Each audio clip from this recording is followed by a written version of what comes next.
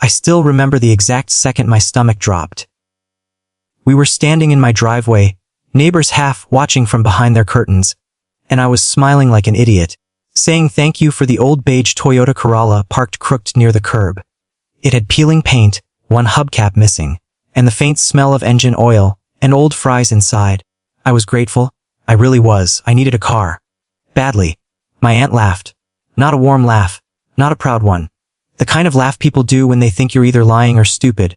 She tilted her head and said, loud enough for my mom and 2 cousins to hear, but I gave you a Mercedes-Benz though. The air went weirdly quiet. I felt my face burn, because that was the first time I realized she wasn't confused. She was setting me up. A year earlier when my dad passed away, everything in my life cracked open at once. I was 22, still in college, working part-time, barely holding it together. My mom was emotionally wrecked, and my extended family suddenly became very involved. Especially my aunt, my dad's older sister. Let's call her Nayla. She always acted like the family savior. Loud generosity, public kindness, private control. At the funeral, she hugged me dramatically and said, "Tum tension Matlo. Main hun nay." Everyone nodded like she was some kind of saint. I didn't know that sentence would come with strings attached thick enough to choke me. A few weeks later, she called me and said she had arranged a car for me so I could continue college and work without stress. She specifically said, Mercedes high. Second hand, but still Mercedes. I was shocked. Confused. I even told her I didn't need something that fancy. She laughed again and said, Array, family ki lai itna to banta high. But here's the thing. I never saw that Mercedes. Not once. Instead, 2 months later she handed me the keys to the old Toyota and said plans had changed. The Mercedes, she claimed, had engine issues. This Toyota was more practical. I didn't argue. I was grieving. Dependent. I just said thank you. Fast forward to that day in the driveway, when she decided to rewrite history in front of an audience. My mom looked confused. Mercedes, she asked softly. Nayla smiled and shrugged. Han, peel Mercedes highlithi isklai. Lekin isn't kudkaha the old karzadathi kai. Isko show off passan nahi. I turned to her stunned. What? I never. She cut me off instantly. Array beta, ebjut boln ki kaya zararat hai. Sabkasam thanks bol reho ebdenai by car reho. Her tone flipped, sweet to sharp in half a second. That's when I understood. This wasn't about a car. This was about control. About making me look ungrateful. About reminding everyone that whatever I had came from her, and it didn't stop there. Over the next few months, she brought up the Mercedes. Everywhere. Family dinners. Weddings. Even at my cousin's engagement she joked loudly, Isko Mercedes dithi, fur by kush nahi hoda. People laughed. I laughed too. Because what else do you do when someone is humiliating you with a fake story? Behind the scenes things were worse. She started asking for favors. Small at first. Pick up my cousin. Drop off documents. Lend the car, then it escalated. Tamer pas gadi hamari wajasi, she'd say. Tharasa kam by nahi kar sakti. One day, she demanded I drive 3 hours to attend some distant relative's wedding, just to drop her toxic friend there. When I said I had an exam, she snapped. Exams to H8 rate hain. Family ikai hodi hai. That night, she called my mom and cried about how disrespectful I had become after being given a Mercedes. My mom came into my room looking torn and said, Beta, Thora adjust car low. Wu bohata san kar chuki hai humpar. Asan. That word started haunting me. The real breaking point came when I found out the truth by accident. I was at the local registration office renewing the Toyota's papers, when the clerk casually asked, Aka Mercedes ka kam cab complete hawa. I thought he was joking. He wasn't. He pulled up records. There it was. A black Mercedes-Benz, registered in my name, sold 3 months earlier. My hands started shaking. Sold to who?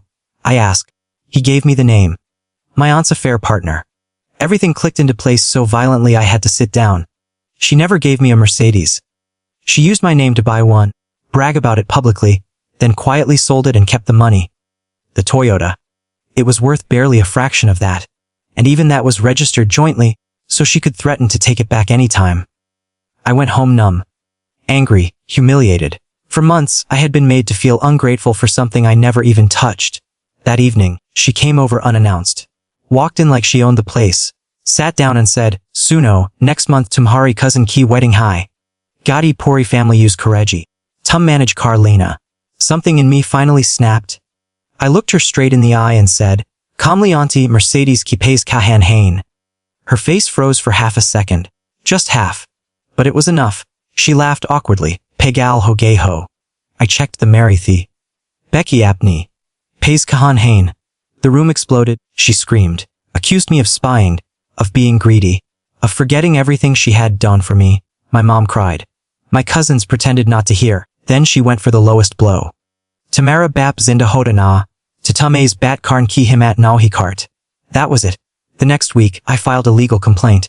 Not dramatic, just factual. Documentation doesn't care about family drama. The truth was clean and ugly, word spread fast. Suddenly, the same relatives who laughed at her Mercedes jokes stopped making eye contact. Her affair partner dumped her when the money trail surfaced. The wedding. I wasn't invited anymore. Funny how respect disappears when you stop being useful. 2 months later, she lost the case. Had to pay back the full amount with penalties. She tried to spin it as misunderstanding. But no one was buying it anymore. The Toyota? I sold it myself and bought a small, honest car in my own name. Nothing fancy.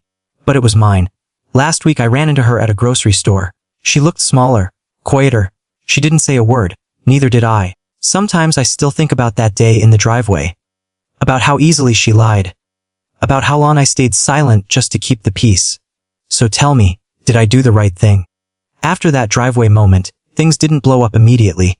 That's the part people don't talk about. Real toxicity doesn't always explode. Most of the time, it just sits there, rotting slowly, making you doubt your own memory. My aunt had been like this for years.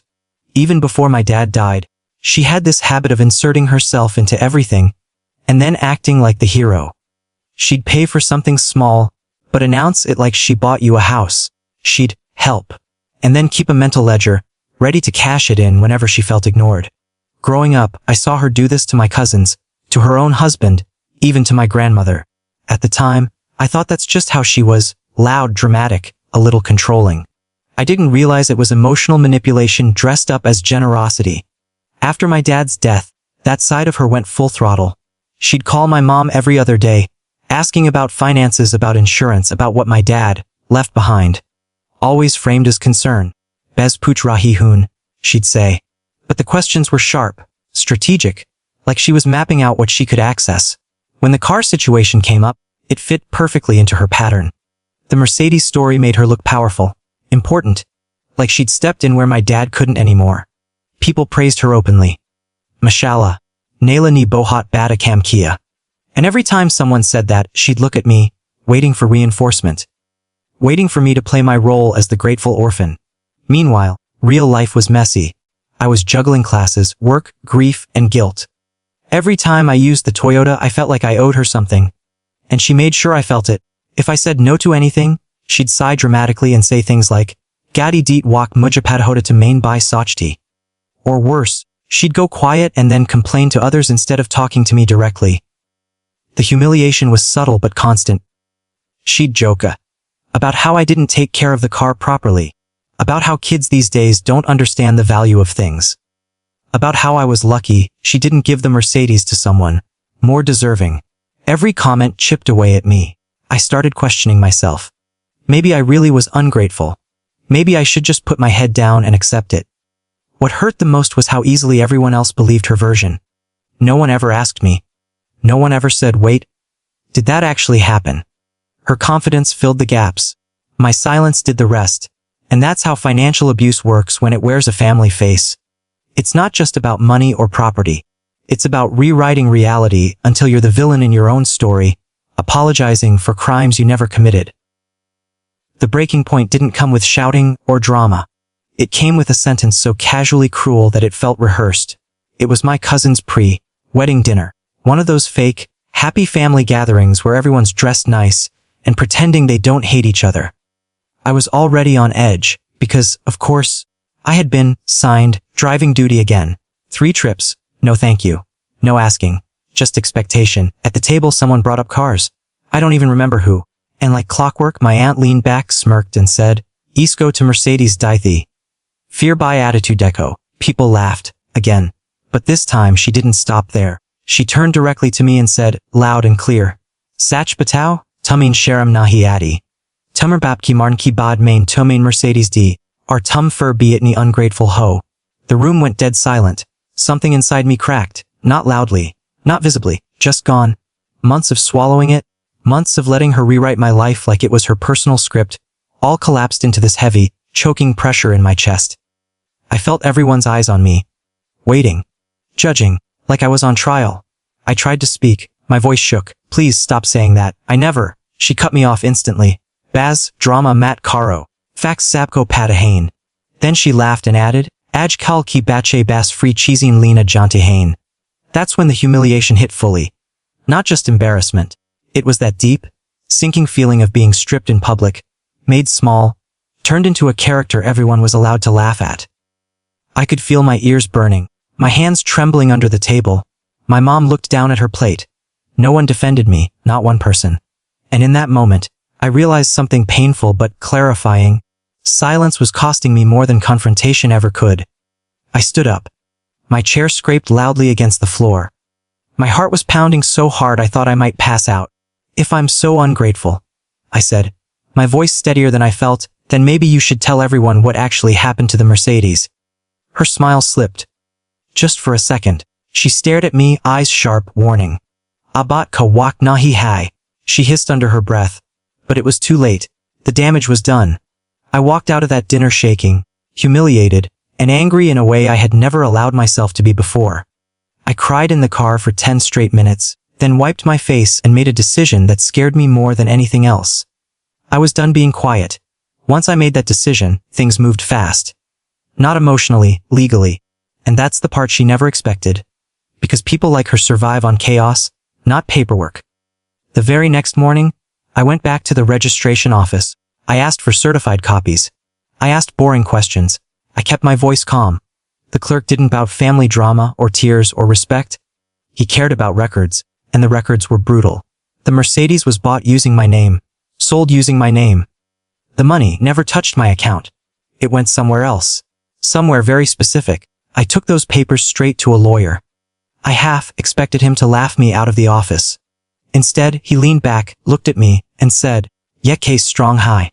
For the first time in months, I felt something close to relief. When the legal notice reached her, she called me screaming. Not crying.